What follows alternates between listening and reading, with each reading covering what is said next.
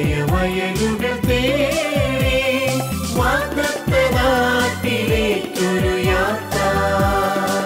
പുറപ്പാട് പുറപ്പാട്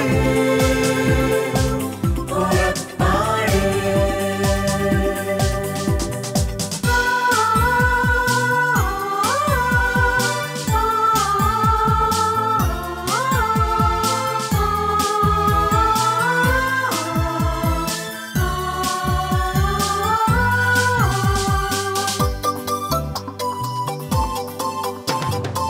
ഇസ്രായേലിനെ മോശ നയിച്ചതുപോലെ മിശിഹാനാഥൻ നമ്മെ നയിക്കും യാത്ര. ഇസ്രായേലിനെ മോശ നയിച്ചതുപോലെ മിശിഹാനാഥൻ നമ്മെ നയിക്കും യാത്ര. മരുഭൂച്ചൂടിൽ തളരും മനസ്സുകളിൽ സ്നേഹത്തെളിനീർ പെയ്തിറങ്ങും യാത്ര. പുറപ്പാട് പുറപ്പാട്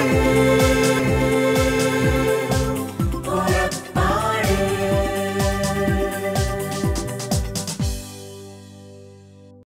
സെൻറ് മേരീസ് മീഡിയ മിനിസ്ട്രിയുടെ പുറപ്പാടിൻ്റെ പുതിയൊരു എപ്പിസോഡിലേക്ക് സ്നേഹം നിറഞ്ഞ ഷാലോം പ്രേക്ഷകരെ സ്വാഗതം ചെയ്യുന്നു.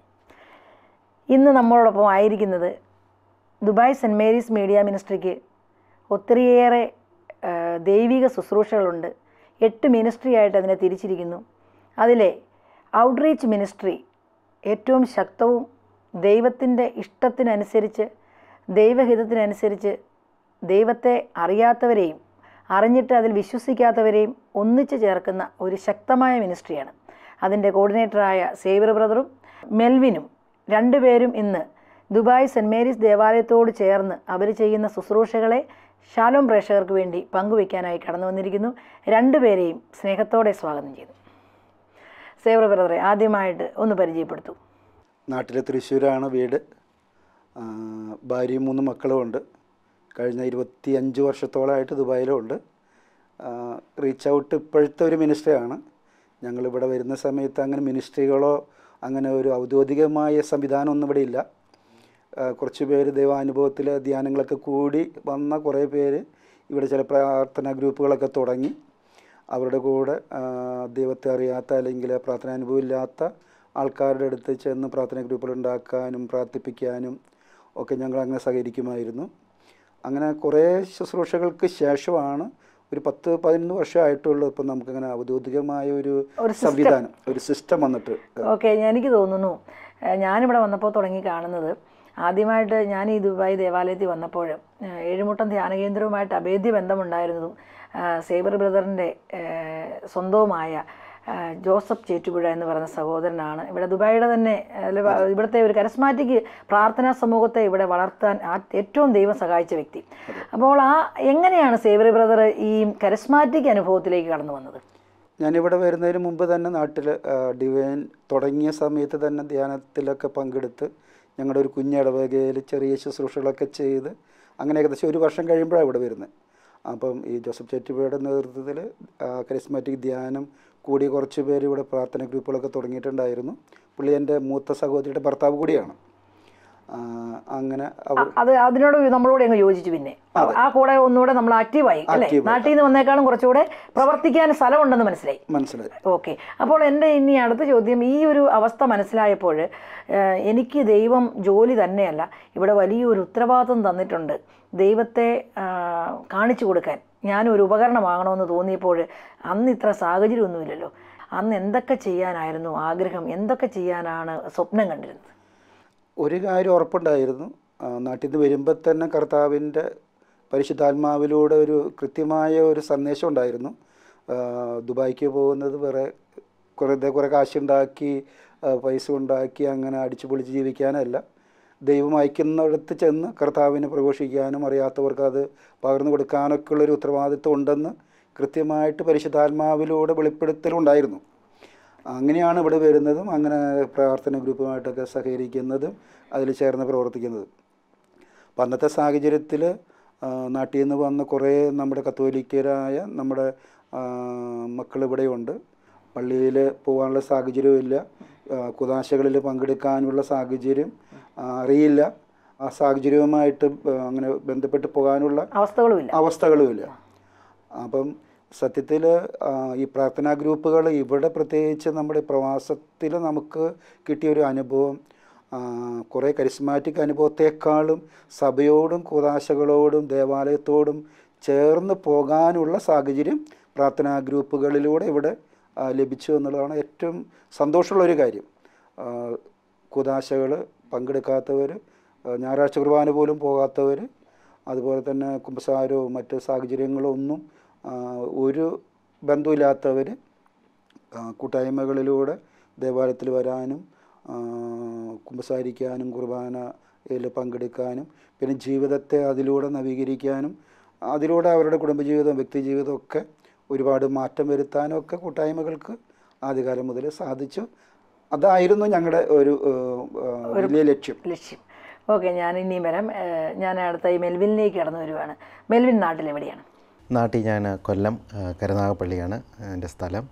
ഇവിടെ ഇപ്പോൾ ദുബായിൽ ഞാൻ 3 വയസ്സിൽ വന്നതാണ്. ഇപ്പോൾ 26 വർഷമായിട്ട് ഇവിടെ തന്നെയുണ്ട്, ദുബായിൽ തന്നെയുണ്ട്. ഓക്കെ, വളർന്നപ്പോൾ പഠിച്ചതൊക്കെ ഇവിടെ തന്നെ, ഇവിടുത്തെ ഒരു കൾച്ചറാണ് അല്ലേ? ഇവിടുത്തെ ഒരു കൾച്ചറാണ്. ഓക്കെ, അപ്പോൾ മാതാപിതാക്കന്മാർ നല്ല ദൈവവിശ്വാസത്തിൽ ഇവിടെ വളർന്നപ്പോൾ അതിൻ്റെ ഒരു നാട്ടിൽ നല്ല ഒരു സ്ട്രിക്റ്റ് ആയ ഓർഡറൊക്കെ ഉണ്ട് പിള്ളേരെ. അങ്ങനെ ഒരു അവസ്ഥ ചെറുപ്പത്തിൽ കിട്ടിയിരുന്നു? തീർച്ചയായിട്ടും. ഞാൻ ചെറുപ്പകാലങ്ങളിൽ തന്നെ ഇവിടെ നമ്മുടെ സെൻറ്റ് മേരീസിൽ കാറ്റീസം പഠിച്ചിരുന്നു. അതുപോലെ തന്നെ ഈ കരിസ്മാറ്റിക്കിൻ്റെ എല്ലാ പ്രേയറിനും ഡാഡി മമ്മീനെ കൊണ്ടുപോയിരുന്നു. അങ്ങനെ നേരത്തെ സേവർ ബ്രദർ പറഞ്ഞ പോലെ ഈ പറഞ്ഞ ജോസഫ് ചേറ്റുപുഴയുടെ ഒക്കെ ആ ഒരു ബ്രദറിൻ്റെ പ്രേയറിനുമൊക്കെ എനിക്ക് കരിസ്മാറ്റിക്കിൻ്റെ ആദ്യം കാലത്ത് തന്നെ ആ ഒരു നവീകരണ അനുഭവത്തിലേക്ക് എനിക്ക് കടന്നു വരാനായിട്ട് സാധിച്ചു ചെറുപ്പത്തിൽ തന്നെ. അങ്ങനെ അത് കാലക്രമേണ വളർന്ന് വന്നിട്ടുണ്ടായിരുന്നു. അതിന് പ്രത്യേകം ദൈവത്തിനോട് നന്ദി പറയുന്നു. ഇപ്പോൾ എനിക്ക് ഇപ്പോൾ സന്തോഷം തോന്നുകയാണ്. കാരണം യൗവനത്തിൽ തന്നെ കർത്താവിനെ അറിയുക, അത് പ്രഘോഷിക്കുക, മറ്റുള്ളവർക്ക് മാതൃകയായിട്ട് പറഞ്ഞു കൊടുക്കാനൊക്കെ ഒരു അവസരം ഈ മണ്ണിൽ ദൈവം നൽകിയതിനോർത്ത് എനിക്ക് വളരെ സന്തോഷമുണ്ട്. അപ്പോൾ ഒരു പക്ഷേ ഇന്ന് കൃത്യമായിട്ട് മാതാപിതാക്കന്മാരും ആർക്കും ശ്രദ്ധിക്കാൻ പറ്റാത്ത ഒരു യുവതലമുറയെ നമ്മൾ കാണുന്നുണ്ട്. അവരുടെ മുന്നിലേക്കാണ് മെൽവിനെ ദൈവം നിർത്തിയിരിക്കുന്നതെന്ന് വിശ്വസിക്കുന്നുണ്ടോ? അങ്ങനെ ഞാൻ മൊത്തത്തിൽ വിശ്വസിക്കുന്നില്ല. കാര്യം ദൈവത്തിൻ്റെ ഒരു പദ്ധതിയാണ് നമ്മൾ ഓരോരുത്തരിലൂടെ നിറവേറുന്നത്. തീർച്ചയായിട്ടും ദൈവം എന്നെ കൊണ്ടുവന്ന ആ ഒരു വഴി, ഇന്ന് ഞാൻ ആയിരിക്കുന്ന ഈ ഒരു സ്ഥാനം, ഇതെല്ലാം ദൈവം തന്ന ദാനമാണെന്നാണ് ഞാൻ വിശ്വസിക്കുന്നത്. അതിന് ഒരിക്കൽ കൂടി ദൈവത്തിനോട് നന്ദി പറയുന്നു. അതേപോലെ ദൈവത്തിന് വേണ്ടി എന്തെങ്കിലും തീഷ്ണതയോടെ പ്രവർത്തിക്കാനായിട്ടാണ് ഇപ്പോഴും എൻ്റെ ആഗ്രഹം. അത് ഞാൻ കല്യാണം കഴിഞ്ഞു. എനിക്ക് 2 കുഞ്ഞുങ്ങളുണ്ട്, മൂത്ത മോനും ഇളയ മോളും. ചെറിയ കുട്ടികളാണ് 2 അവരുടെ ഈ ആവശ്യങ്ങൾക്കിടയ്ക്കും മെൽവിന് ഇതൊരു വലിയ ഉത്തരവാദിത്തമുള്ളൊരു ദേവാലയമാണ്. ഒത്തിരിയേറെ ഉത്തരവാദിത്തങ്ങളുണ്ട്. അതിൻ്റെ അകത്തെല്ലാം സന്തോഷത്തോടെ ദൈവം ഇതെല്ലാം ചെയ്യാൻ സമയം തരുന്നുണ്ടല്ലേ? തീർച്ചയായിട്ടും. അതിന് സത്യം പറഞ്ഞു കഴിഞ്ഞാൽ സമ്മതിക്കേണ്ടത് എൻ്റെ വൈഫിൻ്റെയും പേരൻസിൻ്റെയൊക്കെ സപ്പോർട്ട് ഉള്ളത് കൊണ്ട് ആണ് എനിക്ക് ഈ ശുശ്രൂഷ ഇത്രയും മനോഹരമായിട്ട് ചെയ്യാൻ സാധിക്കുന്നത്. അവരുടെയൊക്കെ ആ ഒരു വലിയ നല്ല മനസ്സിൻ്റെയും എല്ലാ കാര്യത്തിലും ഇപ്പം ഞാനില്ലെങ്കിൽ പോലും ആ ഒരു കുറവ് നികത്തിക്കൊണ്ട് മാക്സിമം വേണ്ട കാര്യങ്ങളെല്ലാം ചെയ്യുന്നത് കൊണ്ട് എനിക്ക് ദേവാലയത്തിൽ കൂടുതൽ ശുശ്രൂഷകൾ ചെയ്യാനായിട്ട് സാധിക്കുന്നു. തീർച്ചയായിട്ടും ദൈവം അതിനുവേണ്ടി ഇനിയും സഹായിക്കട്ടെ. ഒത്തിരി ഞാൻ സേവർ ബ്രദറിലേക്ക് വീണ്ടും വരികയാണ്. എനിക്ക് തോന്നുന്നു ഒരു കാലഘട്ടത്തിൻ്റെ അനുഗ്രഹമായിരുന്നു കരിസ്മാറ്റിക് തുടക്കം, ഒരു പുതിയ ബന്ധക്കോസ്താനുഭവം. അത് ഇത്രയും വലിയ ലോകത്തിലെ തന്നെ ഏറ്റവും വലിയൊരു ഇടവകയായ സെൻറ്റ് മേരീസിൽ ദൈവം ഓരോ പടി മനുഷ്യരെ വളർത്തുകയായിരുന്നു. ഒത്തിരിയും പേരുടെ അനുഭവം നമുക്ക് തന്നെ അറിയാമല്ലോ.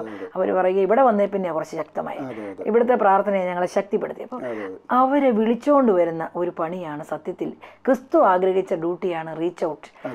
ക്രിസ്തു പറഞ്ഞതും അതേ ഉള്ളൂ, നിങ്ങൾ ലോകമെങ്ങും പോയി സുവിശേഷം പ്രഘോഷിക്കുക. അപ്പം അതിനുവേണ്ടിയുള്ള ഒരു വിളി, അല്ലെ ഈ ഒരു മിനിസ്ട്രിയിലേക്കാണ് എൻ്റെ വിളി. സേവർ ബ്രദർ വചന ശുശ്രൂഷയിലും എല്ലാ മിനിസ്ട്രിയിലും സഹകരിക്കുന്നുണ്ട്, എങ്കിലും മുൻഗണന അതിനാണ് എൻ്റെ തോന്നൽ. അപ്പം എന്തുകൊണ്ടാണ് എൻ്റെ വിളി ഇവിടെ സ്ട്രോങ് ആണെന്ന് എങ്ങനെ തോന്നി, എവിടെ തോന്നി, എപ്പോൾ തോന്നി?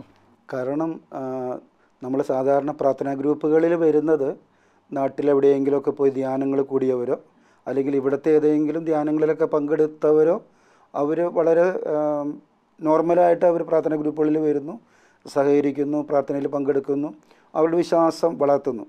പക്ഷേ സഭയ്ക്ക് ഈശോ ഏൽപ്പിച്ച ഉത്തരവാദിത്വം, നമ്മൾ കാണും മത്തായി 28 അവസാനത്തെ തിരുവചനങ്ങളിലൂടെ, അതുപോലെ മാർക്കോസിൻ്റെ സുവിശേഷം 16-15 മുതലുള്ള തിരുവചനങ്ങളിലൂടെ സഭയെ ഈശോ ഭരമേൽപ്പിച്ച ഉത്തരവാദിത്വം സകല സൃഷ്ടികളോടും സകല ജനതകളോടും പോയിട്ട് സുവിശേഷം പ്രഘോഷിക്കാനാണ്.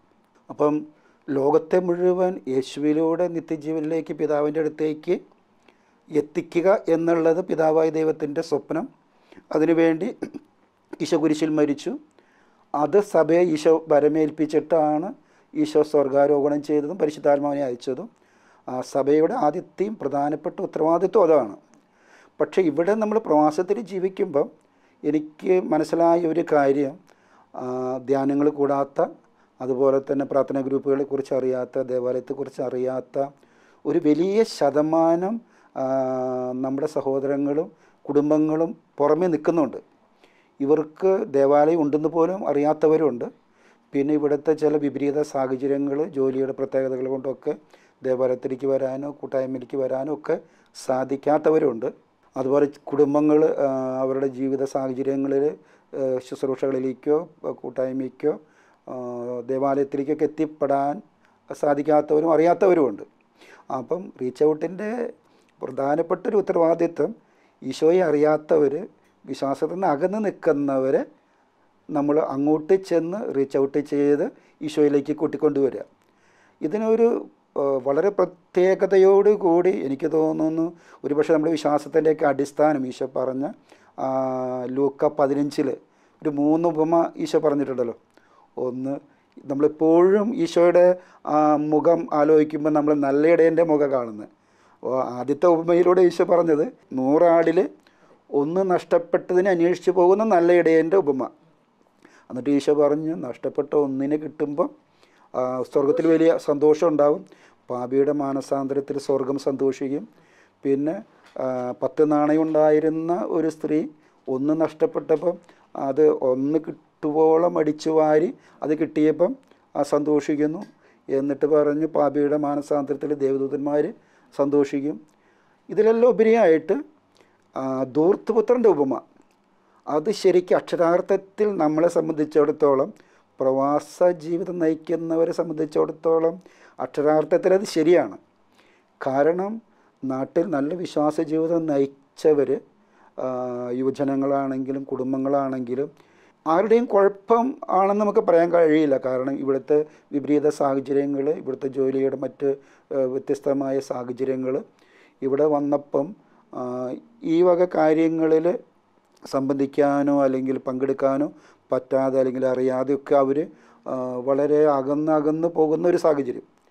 ഇവർ പക്ഷേ നഷ്ടപ്പെടുത്തുന്ന ദൈവത്തിൻ്റെ കൃപ എത്ര വലുതാണെന്ന് തിരിച്ചറിയാതെ ധൂർത്തുപുത്രൻ പരദേശിയായിട്ട് പോയതുപോലെ, ദൈവത്തിൻ്റെ സമ്പത്ത് മേടിച്ച് അത് ധൂർത്തടിച്ചതുപോലെ, നാട്ടിൽ നിന്ന് കിട്ടിയ, സഭയിൽ നിന്ന് കിട്ടിയ ആ വലിയ സമൃദ്ധി, ആ കൃപ നഷ്ടപ്പെടുത്തുന്നത് അവർ പോലും അറിയുന്നില്ല.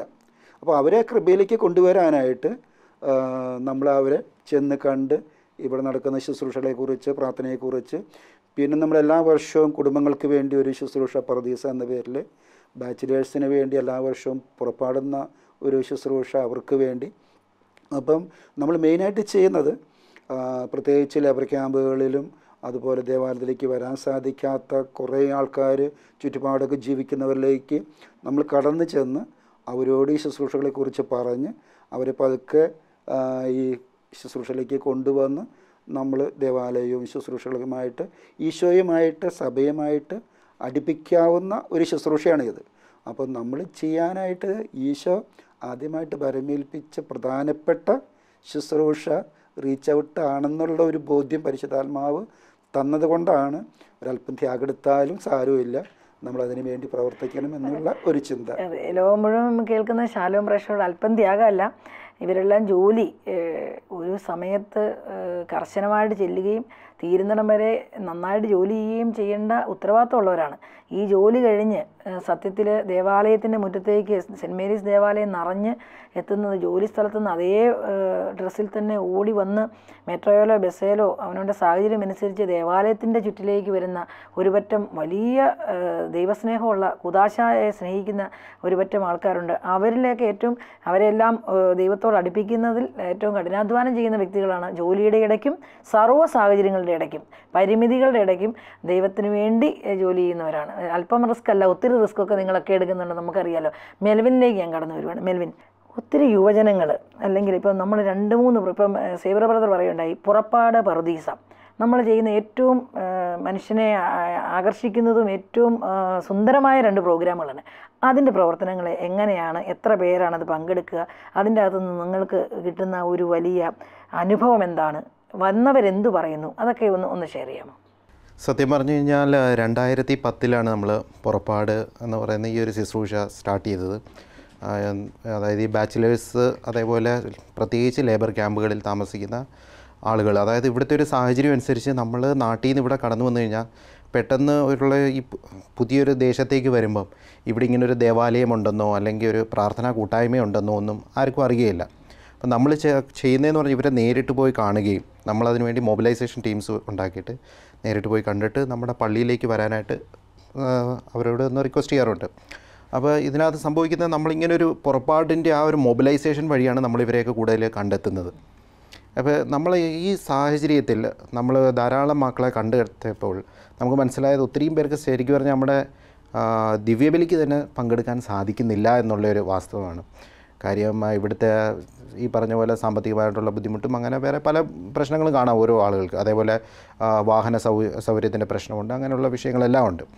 അപ്പോൾ നമ്മൾ ഈ പുറപ്പാടെന്ന് പറയുന്ന ഈ വലിയ ശുശ്രൂഷയുടെ ഒത്തിരി അനന്തരമായിട്ടുള്ള തുടർന്നുള്ള ആ ഒരു എന്താ പറയുക ഒരു ബലങ്ങളെന്ന് പറഞ്ഞാൽ അതിലൊന്ന് പ്രധാനപ്പെട്ട ഒരു കാര്യം, നമ്മൾക്ക് ഈ ആളുകളെ പള്ളിയിൽ വിശുദ്ധ കുർബാനയ്ക്ക് എത്തിക്കാനായിട്ട് ബസ് സർവീസ് സ്റ്റാർട്ട് ചെയ്യാൻ പറ്റി എന്നുള്ളതാണ്. നമ്മുടെ ബഹുമാനപ്പെട്ട അലക്സ് അച്ഛനും അതേപോലെ തന്നെ പള്ളിയുടെ ആ ഒരു സംവിധാനത്തോട് ചേർന്ന് നിന്നുകൊണ്ട് തന്നെ നമ്മൾ ഈ ഒരു വിഷയം അവതരിപ്പിച്ചപ്പോൾ തീർച്ചയായിട്ടും നമുക്ക് വളരെ നല്ല പോസിറ്റീവായിട്ടുള്ളൊരു റെസ്പോൺസാണ് കിട്ടിയത്. അപ്പോൾ അച്ഛൻ്റെ ഫുൾ ബ്ലെസ്സിങ്സോടുകൂടി തന്നെ നമ്മൾ പല ലേബർ ക്യാമ്പ് ഏരിയാസിലേക്ക് നമ്മൾ ഫ്രീ സർവീസായിട്ട് ഒരു ബസ് സർവീസ് സ്റ്റാർട്ട് ചെയ്തു.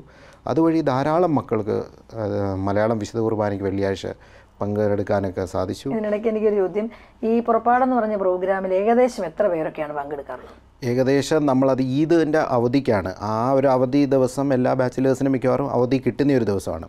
അപ്പോൾ എങ്ങനെ പോയാലും ഒരു 1000-1100 പേര് ഈ ഒരു ശുശ്രൂഷയിൽ അന്നേ ദിവസം കടന്നു വരാറ്. ഒരു വലിയ സന്തോഷമാണ്. 10,200ഓളം യുവജനങ്ങളെ ഒന്നിച്ചുകൂടി ബാച്ചിലേഴ്സിനെ ഒരുപക്ഷെ അത് നിങ്ങൾക്ക് ലോകം മുഴുവൻ ഇരുന്ന് കാണുന്നവർക്ക്, പ്രവാസികൾക്ക് പെട്ടെന്ന് തിരിയും, നാട്ടിലുള്ളവർക്ക് മനസ്സിലാകാത്തൊരു സംഭവമാണ്. നാട്ടിൽ നിന്ന് ഇവിടേക്ക് കടന്നു പോകുന്ന ജീവിതത്തിൽ ഒറ്റപ്പെട്ട പല നിമിഷങ്ങളിലും ദേവാലയത്തെ ചുറ്റിപ്പറ്റി നിൽക്കുന്നവരുമാണ് അഭയം. അപ്പോൾ അത് അറിയാതെ വേദനിച്ച് കഴിയുന്നവരെ കൂട്ടിക്കൊണ്ടുവരികയാണ് അല്ലേ? ദേവാലയം നിന്റെ അഭയ കേന്ദ്രമാണെന്ന് പറഞ്ഞു കൊടുക്കുന്ന ഒരു അനുഭവം അല്ലേ?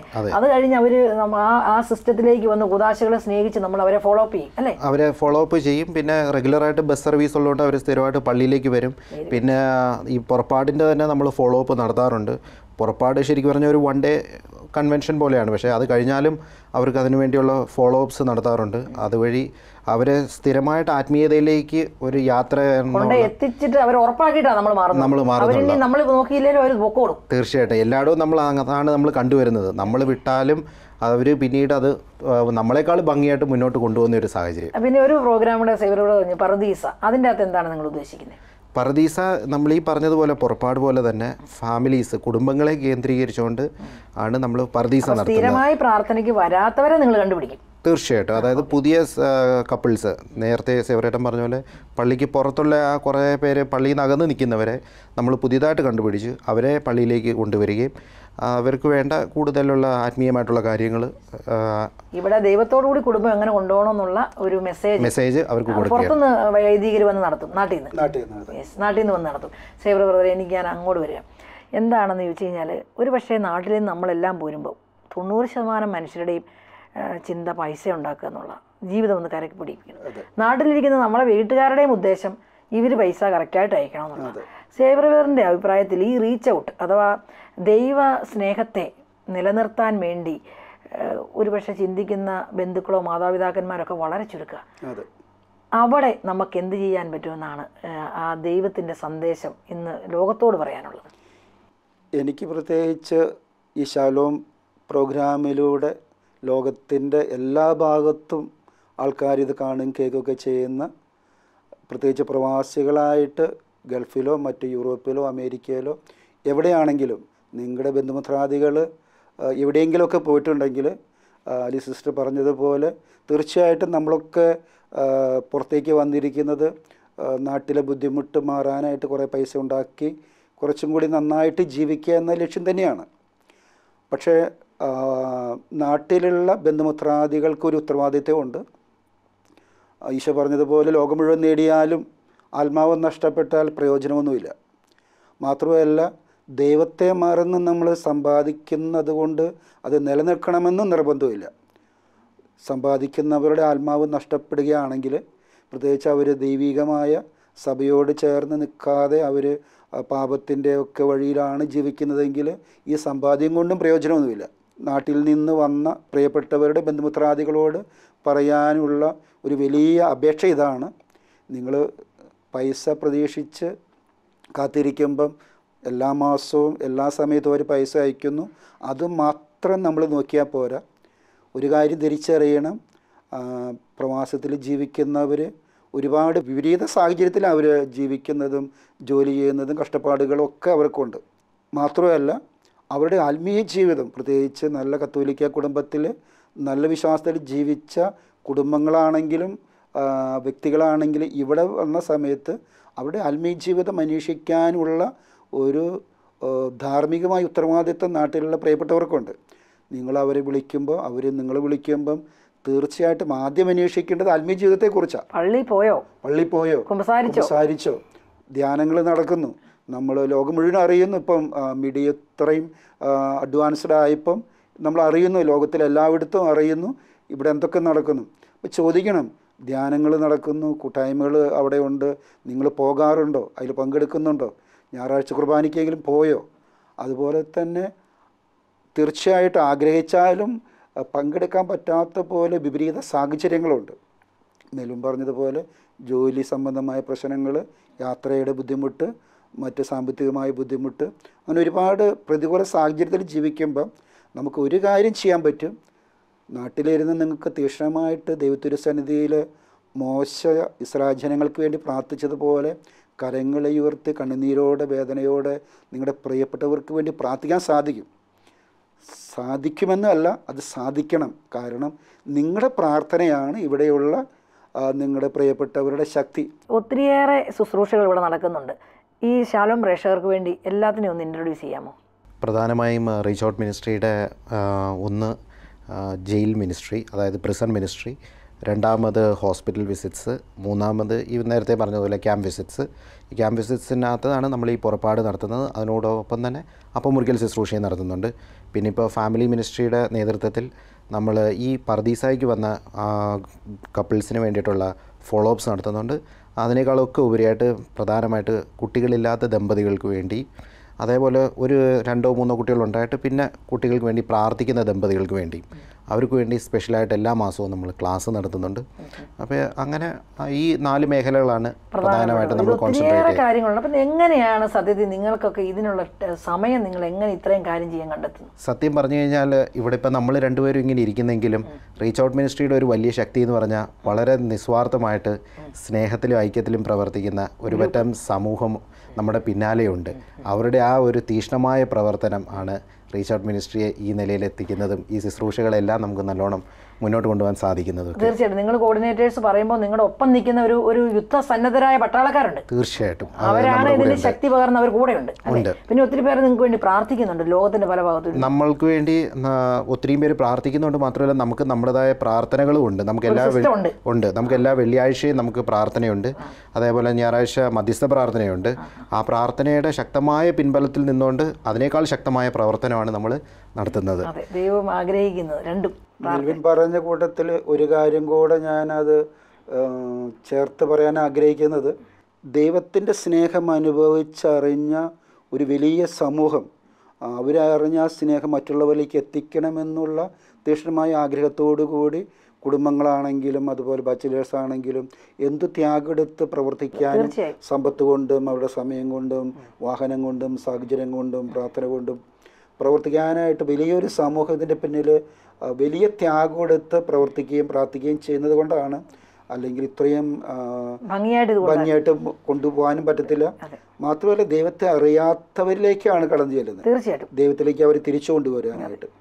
അപ്പോൾ ഇത് വലിയൊരു സമൂഹത്തിൻ്റെ പ്രവർത്തനത്തിൻ്റെ കൂടെ ഭാഗമാണ്. തീർച്ചയായിട്ടും നമ്മൾ ഇവരുടെ അനുഭവങ്ങൾ ഒത്തിരിയേറെ ഇനിയും പങ്കുവയ്ക്കാനുണ്ട്. വളരെ ചുരുക്കി നമ്മൾ കേൾക്കുകയായിരുന്നു. ജീവിതത്തിൻ്റെ വലിയ പ്രതിസന്ധികൾക്കിടയിലും ജയിലിൽ ചിലപ്പോൾ പലതരത്തിൽ അകപ്പെട്ടവർ, ഇനി ആരും എനിക്കൊരു സഹായം ഇല്ലെന്ന് പ്രതീക്ഷിക്കുന്നവർ, എന്നെ ഇനി ആരും ഒന്ന് തിരിഞ്ഞു പോലും നോക്കില്ലെന്ന് ഓർക്കുന്നവരുടെ എല്ലാം മുന്നിലേക്ക് ഇല്ല, നിന്നെ സ്നേഹിക്കുന്ന ഒരു ക്രിസ്തു ഉണ്ടെന്ന് പറഞ്ഞ സന്ദേശവുമായി അപ്പസ്തോലന്മാരെ പോലെ മിഷണറിമാരെ പോലെ നിൽക്കുന്ന സാഹചര്യത്തിൽ നിന്നുകൊണ്ട് സുവിശേഷത്തിന് സാക്ഷ്യം വഹിക്കുന്ന ഒരു സ്നേഹത്തിൻ്റെ മിനിസ്ട്രിയാണ്, പ്രേക്ഷിതത്തിൻ്റെ മിനിസ്ട്രിയാണ്, സന്തോഷത്തിൻ്റെ മിനിസ്ട്രിയാണ്, അപ്പം മുറിക്കലിൻ്റെ മിനിസ്ട്രിയാണ്, സാഹോദര്യത്തിൻ്റെ മിനിസ്ട്രിയാണ്, കൂദാശകളെ സ്നേഹിക്കാനും ദൈവത്തെ സ്നേഹിക്കാനും പഠിപ്പിക്കുന്ന ഒരു മിനിസ്ട്രിയാണ് റീച്ച് ഔട്ട് മിനിസ്ട്രി എന്ന് നമ്മൾ ചെറിയ സമയം കൊണ്ട് കേൾക്കുകയായിരുന്നു. നിങ്ങൾക്ക് ഇനി ഒത്തിരിയേറെ കാര്യങ്ങൾ ചെയ്യാൻ ദൈവം നിങ്ങളെ അനുഗ്രഹിക്കട്ടെ. ഈ 50 ഡിഗ്രി ചൂടിനകത്തും ക്യാമ്പുകൾ സന്ദർശിക്കണമെങ്കിൽ, പൊടിമണലിൽ കൂടെ നടക്കണമെങ്കിലൊക്കെ ഒത്തിരി ത്യാഗം ആവശ്യമുണ്ട്. പ്രത്യേകിച്ച് ഞാൻ അഭിമാനത്തോടെ ഓർക്കുകയാണ് നിങ്ങൾ രണ്ടുപേരെയും. നിങ്ങൾ ആ ഗ്രൂപ്പിനെ നയിച്ചു കൊണ്ടുപോയി സഭയോട് ചേർത്ത് നിർത്തി ദൈവ ശുശ്രൂഷകൾ ചെയ്യുന്നു, അനേകരെ ക്രിസ്തുവിലേക്ക് അടുപ്പിക്കുന്നു. പ്രത്യേകിച്ച് മെൽവിനൊക്കെ യൗവനത്തിൽ ദൈവത്തെ അറിഞ്ഞ് അത് സ്നേഹിച്ച് മറ്റുള്ളവർക്ക് കൊടുക്കാൻ പറ്റി. സേവറവർ വന്ന ഇത്രയും വർഷങ്ങളായിട്ടും ശുശ്രൂഷയിൽ ഉറച്ചു നിൽക്കുന്നു, ദൈവത്തോട് ചേർന്ന് നിൽക്കുന്നു, സഭയോട് ചേർന്ന് നിൽക്കുന്നു. രണ്ടുപേരെയും ദൈവം സമർത്ഥമായി അനുഗ്രഹിക്കട്ടെ. നിങ്ങളോടൊപ്പം ചേർന്ന് നിൽക്കുന്ന റീച്ച് ഔട്ട് മിനിസ്ട്രിയിലെ സർവരെയും നിങ്ങളെ സഹായിക്കുന്ന വ്യക്തികളെയും ദൈവം സമർത്ഥമായി അനുഗ്രഹിക്കട്ടെ. കാരണം സുവിശേഷവൽക്കരണമാണ് കർത്താവിൻ്റെ വലിയ പദ്ധതി, സ്വപ്നം. അതിന് ചേരുന്ന നമ്മളെ എല്ലാവരെയും ദൈവം അനുഗ്രഹിക്കട്ടെ. നന്ദി, നമസ്കാരം.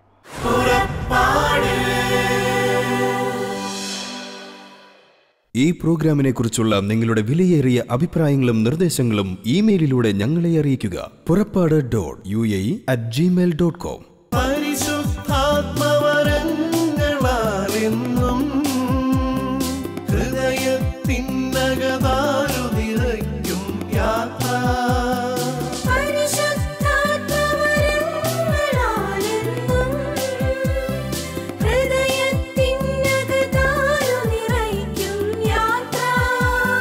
മേഘത്തണലായി അഗ്നിനാളമായി